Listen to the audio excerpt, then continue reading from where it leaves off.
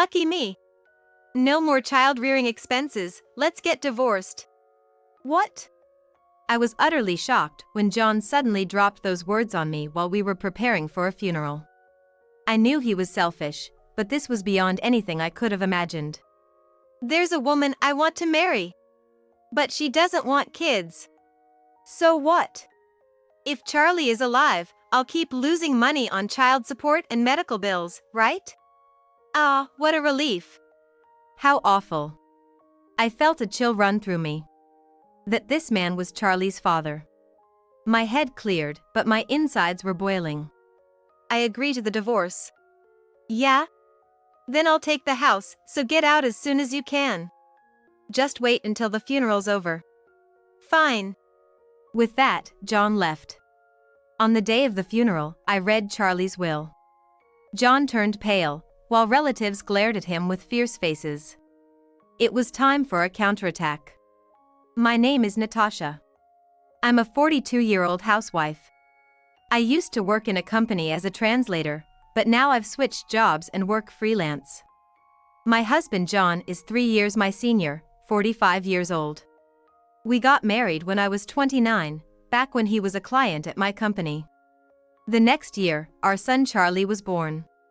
But John was a very selfish man and hardly took part in raising him. Charlie was frail from birth, in and out of the hospital. I often felt guilty for not being able to give him a healthier body, but Charlie bravely faced his treatments and managed to hang on for 12 years. His condition worsened around the time he turned 12, during his first rainy season. He couldn't stop coughing, his body rejected food, his fever wouldn't subside. We rushed him to the hospital and started 4 treatments, but his symptoms didn't improve much. Mom, sorry for being hospitalized again. Don't be sorry. You're gonna get better, right? Yeah, I'll try my best. Charlie said with a weak smile. I felt tears welling up, but I couldn't cry in front of him. I held it in as best I could. When Charlie finally fell asleep for a bit, I called John. But no matter how many times I called, he didn't answer. Maybe he was at a business meeting, so I switched to messaging. John's reply came the next morning. Seeing his message, I called him immediately. This time he picked up right away. What now, so early in the morning? Don't what now me?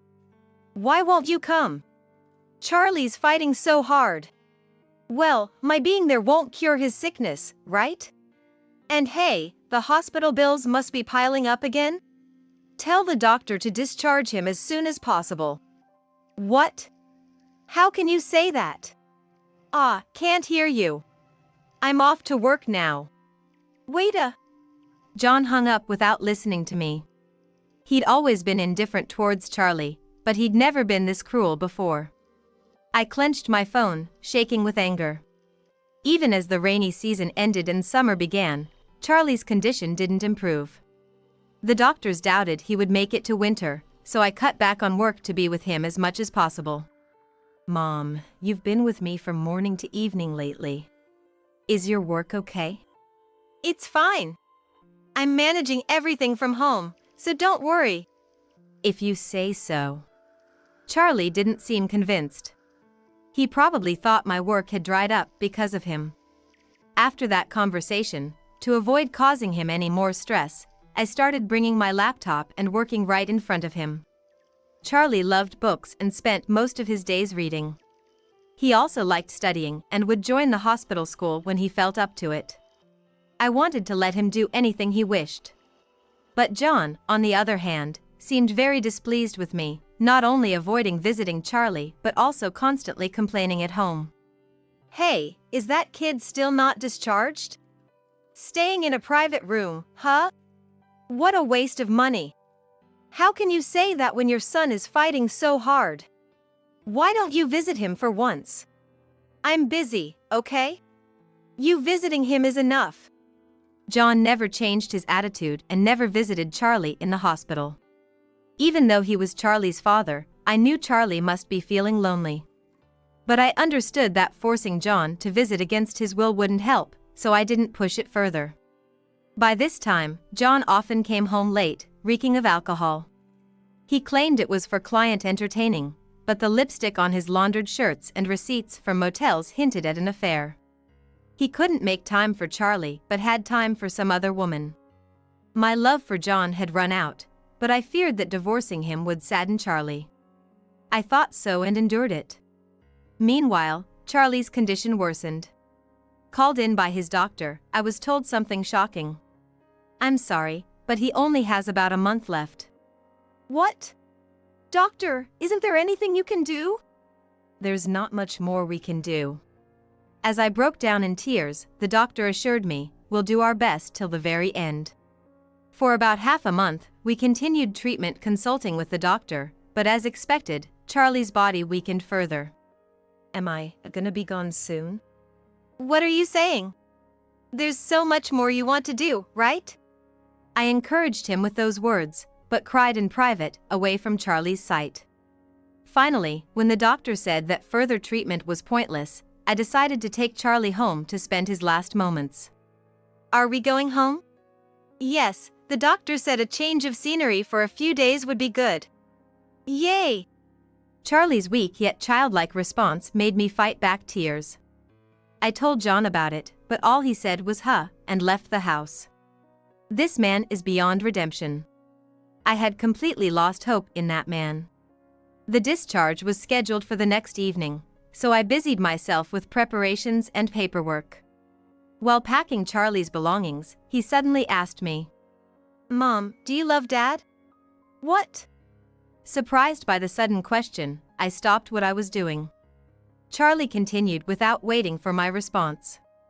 "Dad doesn't seem interested in me, or you. So, if you don't love Dad, I want you to divorce and live your life." Charlie.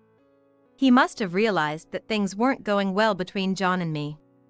But as a parent, I couldn't let him worry about us till the end. I quickly put on a smile and replied, "What are you talking about? I love your dad. And he cares about us too. He's just too busy to visit, so don't worry, okay?" "But, okay, I guess." Charlie didn't seem convinced, but he stopped pursuing the matter. After that, he fell asleep, and I breathed a sigh of relief by his side. 2 days later, Charlie passed away at home. John never showed up till the end, and I stayed by Charlie's side, holding his hand. "Charlie! Charlie!" I cried out loud, clinging to his cooling body, remembering everything from the moment he came into my life. The doctor and a nurse who had been with us since Charlie was young came to mourn with us and explained the next steps. One of them handed me a letter from Charlie's bag. "This is from Charlie. He said to give it to you if anything happened." From Charlie. I received the letter, expressing my gratitude to the doctor and the nurse. I was alone without John's help, and Charlie was suffering from his illness. I can only be grateful to those who kindly supported us through this difficult time. After they left, I opened the letter beside Charlie. The content made me cry out in surprise. "What is this?" Charlie's letter contained not only his gratitude but also something shocking. Reading it, I felt my blood boil. Even as the funeral director came to discuss arrangements, my mind was full of the letter's content. Still, I had to decide on the details for Charlie's sake, planning a small, homey funeral. Then, the day before the funeral, John finally showed his face, still reeking of alcohol. I had no energy left to confront him. John, noticing my exhaustion, casually commented, "You've aged," as he took out more alcohol from the fridge to drink. "Tomorrow is Charlie's funeral. Where have you been? I told you, I was at work. What's with all these complaints?" Why did I marry such a man? No, without him, I wouldn't have met Charlie. My mind was in turmoil. Charlie is no longer with us. "Oh yeah, that's right." His attitude, as if Charlie was some distant relative, filled me with a simmering anger. But arguing with him was pointless. So, I decided to focus on the funeral arrangements for the next day. "Lucky me. No more child-rearing expenses, let's get divorced." What? I couldn't hide my shock when John suddenly said this during the funeral preparations. I knew he was selfish, but this was too much. There's a woman I want to marry. But she doesn't want kids. So what? With Charlie alive, the child support and medical expenses would drain my money. Ah, what a relief. How terrible. I felt a chill run through me. That such a man was Charlie's father. As my head cleared, my anger boiled over. I agree to the divorce. Right? Then I'll take the house, so get out as soon as you can. Just wait until after the funeral. Fine. With that, John left. On the day of the funeral, I read Charlie's will. John turned pale, while relatives glared at him with fierce faces. Now, it was time for my counterattack. The will I read, written by Charlie, exposed John's affair. Until I read the will at the funeral, John had been playing the role of a grieving father, crying loudly. How could such a letter? No, it's not true, it's a prank. Right. Natasha, I felt sorry for not visiting because of work, but this is too much. John tried to deny it, appearing very pathetic. I silently took out an envelope from my bag and thrust photos in front of John. What? You took pictures? Troubled by being caught in a photo? Like being seen with the woman you're arm in arm with in this picture? No. As John stumbled over his words, his face still pale, I smiled sweetly and asked the relatives to pass around a few photos I had. Whispers of disgust and small cries of shock arose from all around. Despicable. Not visiting his frail son, but with this woman in such a scandalous manner. The glares at John intensified, and he slumped down in his seat. I then presented John with the divorce papers. He looked up at me in shock, his voice cracking as if he was about to cry. You didn't pay attention to me because you were always nursing him. It was just a fling. Forgive me. I don't want a divorce. Not paying attention? You're not a child. I repeatedly asked you to help me nurse him, but you always ran away, claiming work as an excuse. But nursing is dirty. As soon as John said that, he disappeared from my view, and when I looked down, he was crawling on the floor, with my father-in-law standing over him, breathing heavily. You. What do you mean nursing your own son is dirty? Enough with the jokes. A parent who doesn't care for their child isn't a parent at all. You're the lowest of the low. My in-laws had always adored Charlie. They celebrated every hospital discharge with a meal, bought Charlie his favorite things, and never missed a visit. They had been covering for John, believing his excuses about being busy at work, never imagining their own son could be such a disgrace. Tears streaked their faces as they glared at John, who sat in disbelief, clutching his cheek where he'd been struck. Natasha, I'm so sorry. We had no idea. If we knew he was such a man, we would have encouraged you to divorce him sooner. We are truly sorry. They began to bow deeply, and I hurried to lift them up. It wasn't their fault. Charlie loved his grandparents, and their presence was one reason I hadn't divorced John. You guys are not to blame. Look, Charlie's letter says thank you and stay healthy. Charlie and I both love you very much. Natasha. Thank you. Sorry, Charlie. My mother-in-law hugged me, sobbing quietly. My father-in-law was also crying, apologizing to me. John, finally coming to his senses, stood up and pointed at me, yelling, Don't be ridiculous. She's just an old lady who couldn't even take care of her husband, a failure of a wife. John. You. As my father-in-law lunged towards John, I stepped in front of John. He looked at me with a fearful yet defiant glare. What, you got something to say? Not really? This is reality. No one here is on your side. And make sure to pay back the money. You've borrowed from many people, haven't you? How do you know about that?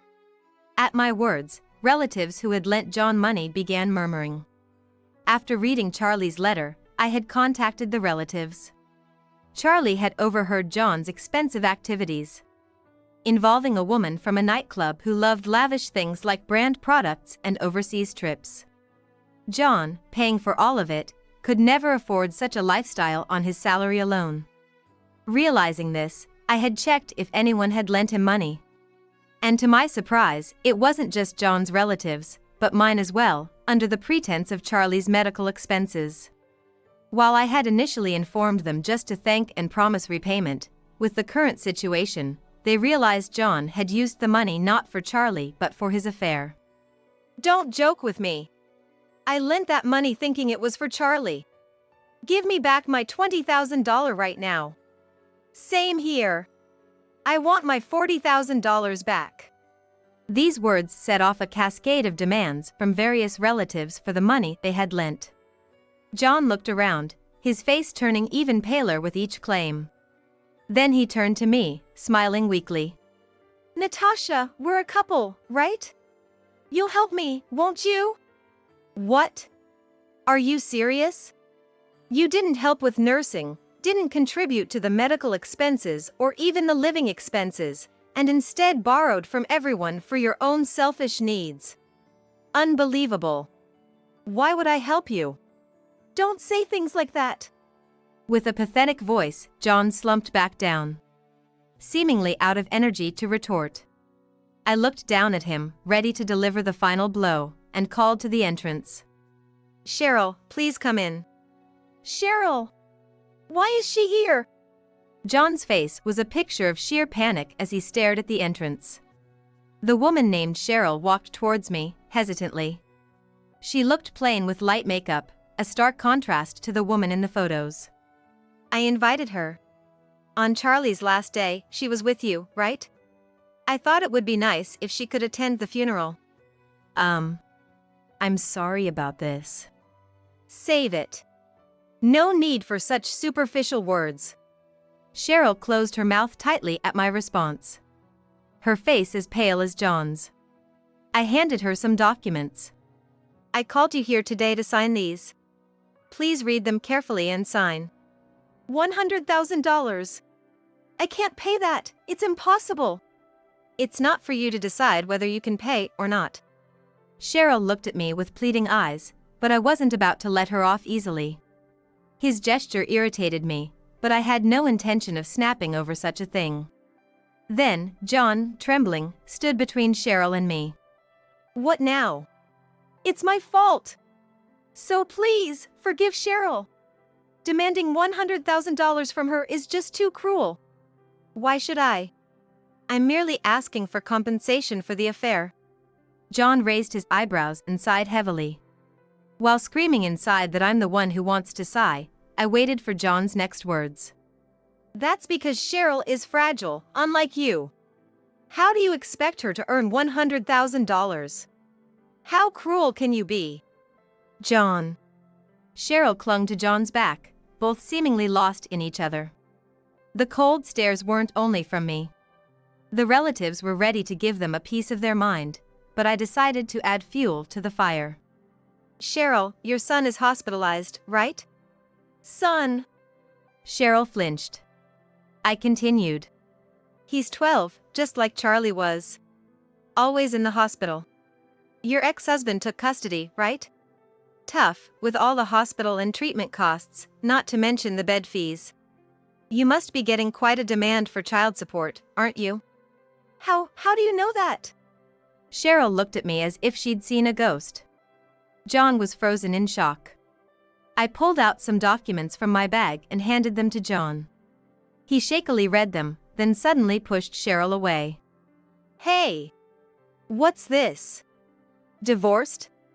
With a kid? You never told me! Didn't you say the money was for your family living far away? I didn't lie. My son is my family. So I've been with a used woman? Where's the true love? You were after my money. You were only after my body. Cheryl threw her shoe at John. Enraged, John lunged at her. They started brawling like children, but fortunately, a security guard intervened. I approached the disheveled pair with a smile. John, please sign the divorce papers and arrange for the alimony. Cheryl, I won't reduce your compensation by a single cent. And your ex-husband said something about your affairs being a sickness that can't be cured. Seems like you have a few partners, so with that kind of leeway, expect enforced payments for the child support, treatment costs, and alimony. That's impossible. John hung his head speechless, and Cheryl was led away by the security, her shoulders slumped in defeat. I apologized to each relative for the disturbance, and they comforted me, bringing me to tears. After that, my divorce from John was finalized. We also agreed on the amount of alimony he had to pay, just as I had requested. This incident infuriated his parents tremendously. Moreover, the extended family was outraged to discover they had been deceived too, giving him the cold shoulder. Of course, he was asked to return the money he embezzled, and it seems like he borrowed it from some shady sources.